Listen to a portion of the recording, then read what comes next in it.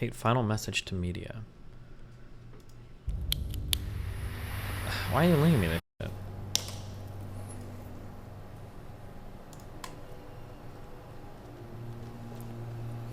In the interest of saving absolutely everybody's time, I feel like doing a generalized statement to all legacy media inside of the Matrix. And I'm doing it to save their time and mine, as well as protect the minds of the masculine youth for the future. Okay. I want to make it very clear that the legacy media is too much of a pussy which to I watch enjoy the Sam Harris BS Sank debate because he knows he watched it a long time ago in the past and probably took Sank's side, so if he watches it now, it will make him look bad when he agrees with Sam. Oh, true. Now I'm definitely never going to watch it. Thank you for giving me a good reason not to. The company of today have made a massive mistake and missed a chance to do some genuinely interesting journalism. After being unfairly incarcerated in a Romanian dungeon, I thought that even the BBC, in its absolute arrogance and hubris, would be smart enough to come to me after 6 months, being the first interview I gave to The Matrix, and be smart enough to ask questions people were genuinely interested in. What's it like inside of a Romanian prison cell? How were you treated? Why was a person's liberty deprived of them for 6 months without charge? How is your mental state post your unfair incarceration? Things people are genuinely interested in hearing. But instead, they came with the same old talking points. And I'd like to address all of these talking points to the Matrix media now to prevent this happening again, because it's a... You know, I'll put the message out. If Tate wants, because I will say that, like, it feels like people haven't spent as much time as they should have, like, diving into his stuff if they want to be critical of him. You know what? Here's my call out, okay? Because Tristan follows me on Twitter. I'll fly out to Romania, and as long as he lets me record the whole thing without edits or whatever, live stream you want, I would have a conversation with him in real life, okay? There you go. I'll even book my own plane ticket. There's no way they would do it. I feel like there's got to be like at least like 100 different media companies like trying to get in here, probably offering a lot of money too. Monumental waste of everybody's time. I say things on the internet. I've been making content on the internet for a very long time. Finding a clip from 2016, 8 years ago, finding a 4-hour-long podcast from 2016, ignoring all context, ignoring everything positive I say about men and women and the world, and taking a single sentence and trying to pretend that's my entire worldview is not the bombshell you think it is. Nobody cares. Everybody understands what satire is. Everybody understands what a joke is. Everybody understands it's the internet. Everybody understands all of these things. I wish. Plus, the people who know the truth of my message are very capable of understanding what is satirical and what is true. People are not as stupid as you'd like them to be.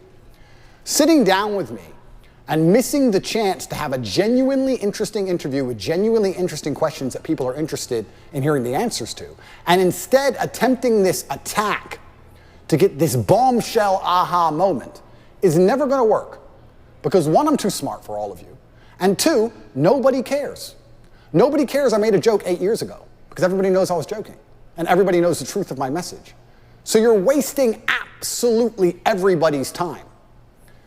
Worse than wasting everybody's time, what you're genuinely doing is damaging the minds of young men.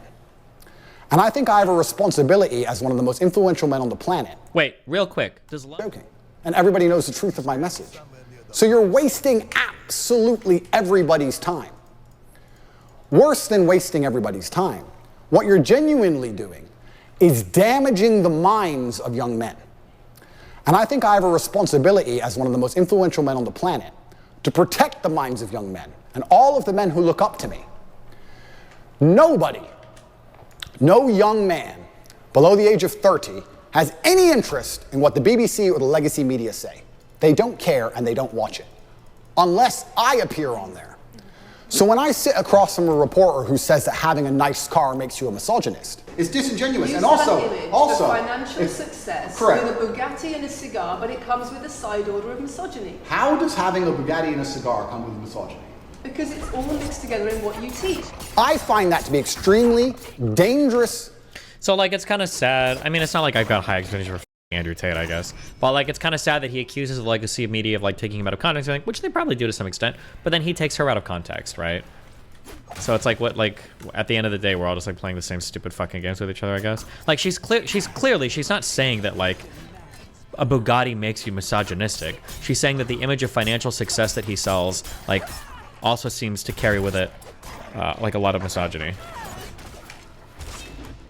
Which I think is pretty obvious. That's not even like a hard thing to understand what she's saying there. Okay, sorry. Rhetoric. I find that to be extremist rhetoric. And I think it's very dangerous for young men to think if they work hard for something in their lives, if they dedicate themselves and they're diligent and hardworking and they try hard, that they'll be a bad person. I hate the idea of a world where a man who dedicates himself to excellence so he can enjoy the finer things in life is criticized and ostracized and called horrible names purely because he's been a hardworking male. And I don't like young men hearing these extremist ideas. And they're only going to hear these extremist ideas if they watch the BBC, which is an extremist organization. And they're only going to watch the BBC if I talk to the BBC. So I feel like now that these people have proved themselves to be extremist and very damaging to the minds of young men, I have an obligation to not interact with them very much because I don't want them spreading their extremist propaganda. We have a men's mental health crisis. Young men are disenfranchised. The suicide rate amongst men is much higher than women, and everybody pretends to care. But when I come along and say, I am a man, I've been a man, I know how it feels to be a sad man and a happy man, and I found happiness through masculine achievement and strength, through working hard in the gym, through dedicating myself, through building a life worth living, through taking care of the people who I love, both male and female, through becoming financially successful, through sticking up for myself, through having opinions, through being a man of honor and courage. When I do these things, I'm ostracized, and they're attempting to destroy my life. This goes beyond a few media interviews. They are attempting to put me in jail and destroy my life because I am helping young men. They don't care about men's mental health. They have no interest at all. In fact, the ideas they purport, like I've just explained, are genuinely damaging to the mindset of young men. On top of this, they waste everybody's time because their aha moment never works. Nobody's interested in it, and I destroy them with ease. But my hourly rate is high. It's not very fun for me to do. I just do it. It has to be done, but I don't particularly enjoy it. I allowed you into my home. I'm doing you a favor, giving you the first interview I'm giving to the public. You don't come here with a position of authority. You're not the police. I don't respect the BBC. I don't know you. You do not come here with a position of authority over me. We are equals, we are people, we're citizens of the world, and we sit here as equals. And I see you as my equal, and if you ask me questions, I can ask you questions back. For you to come here and sit down and pretend you're the Gestapo, and that you don't have to answer my questions, is disingenuous because I don't owe you anything. Asking questions and you answer but I don't owe, no, however you want. This is a conversation, and I don't owe you any degree of authority over me. So let's make that clear. And that doesn't matter if you're a man or a woman or from the BBC or the CNN. I'm here to answer your questions and be honest with you and do you a favor. Great. And I'm doing you a favor. But you come here with loaded questions, you're trying to paint a narrative of me which is negative. I'm asking you about things you've said that people are concerned about. And that's fine, but you're not going to sit here and say you don't answer my questions because you're not above me. So, in the interest of spreading good and... He was literally just farming a TikTok clip. That's why he went on that whole little rant. Jesus Christ, dude. Everybody's like just farming TikTok clips now. It's like the way of the world. Positivity in the world, which is my number one objective. I am making this clear to all legacy media outlets.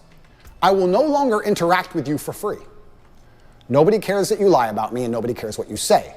You have destroyed all of your credibility in the last 4 years of constantly lying about everything. And continuing to lie about me will only destroy your credibility further. I have an organization called Tate Pledge, which you can see. Go to CobraTate.com and click at Tate Pledge, and you will see that I dedicate $25 million a year to feeding children, both male and female, in war-torn countries.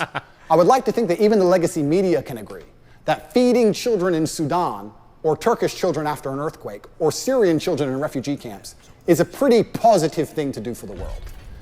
In my last BBC interview, she tried to spin it and say that what I'm doing is somehow negative because I'm only doing it for myself. But this is the level of delusion these people operate under. Because some people would look at that and say, okay, so before you got money from attracting people to your website, by making controversial comments, but that might have got you into trouble. And so now you're looking for a new market. You're looking for a new market of followers who are attracted by a different sort of persona. I've always done the charity work, so that is obviously incorrect. And I have proof that I've always done the charity work, so you're wrong. Tate Pledge is funded 100% by me. This is my personal money. But I believe if the legacy media is intent on spreading hate, intent on spreading extremist ideologies, I would really like to see the numbers on that, because I'm calling max cap. I seriously doubt his personal money goes towards funding it. If he's even funding it, by the way, which I don't think he's ever even shown proof that he is, but if he is funding it, I'm willing to bet he's doing it as a business expense out of his earnings from his Hustle University, which is his company, right? Which you can argue that's a distinction with no difference or whatever, but there's a difference between like, this is money that I'm donating and this is money that's coming out of like my business. I think it's a little bit different. which it seems they are.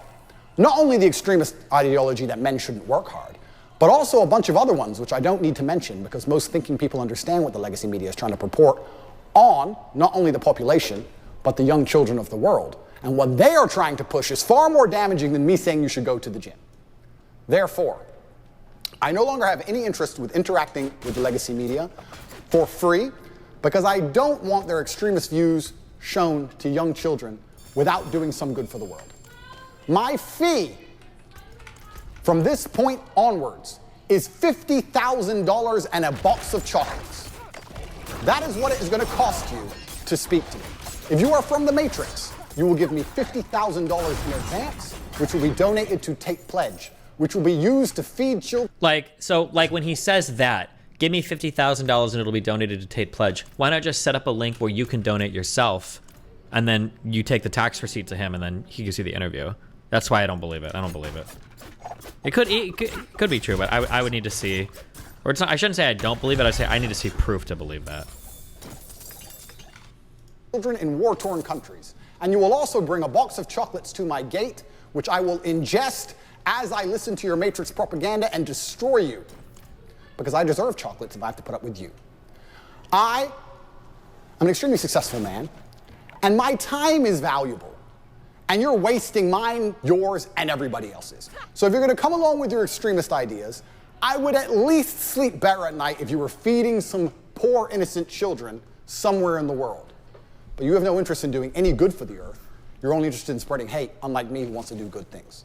So, post my BBC interview, I've been contacted by the New York Times, CNN, the Clinton News Network, all of them.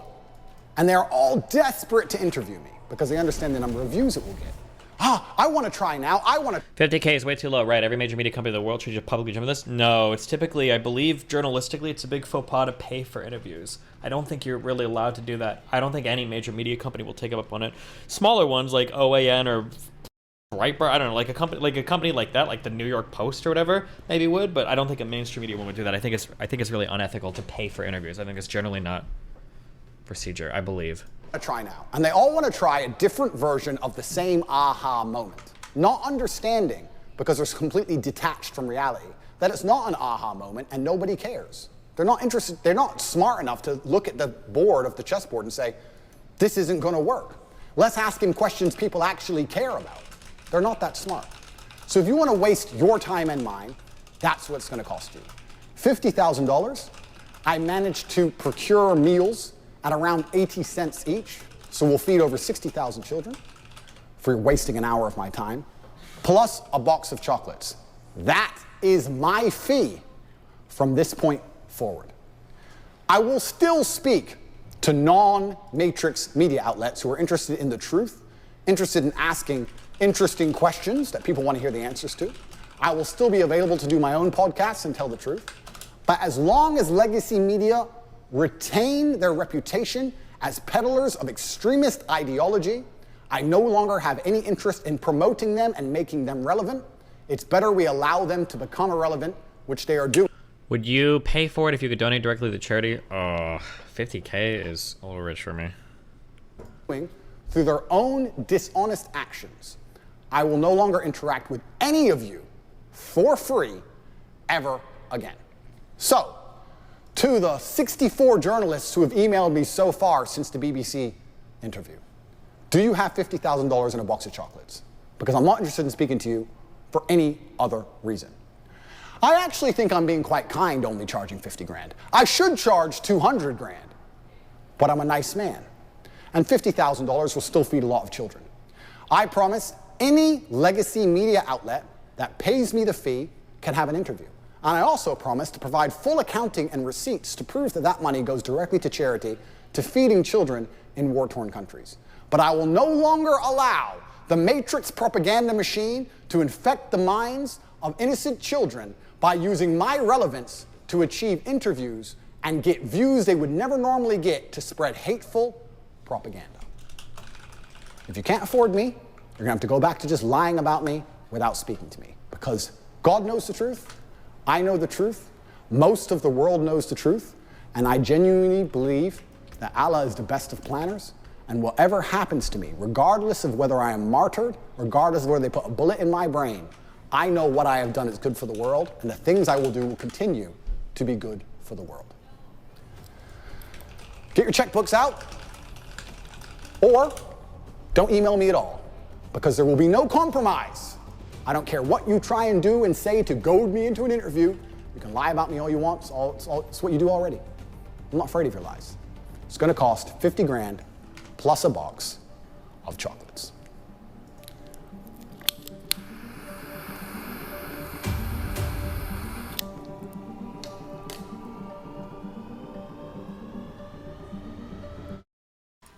I appreciate that, Destiny. All right, bye.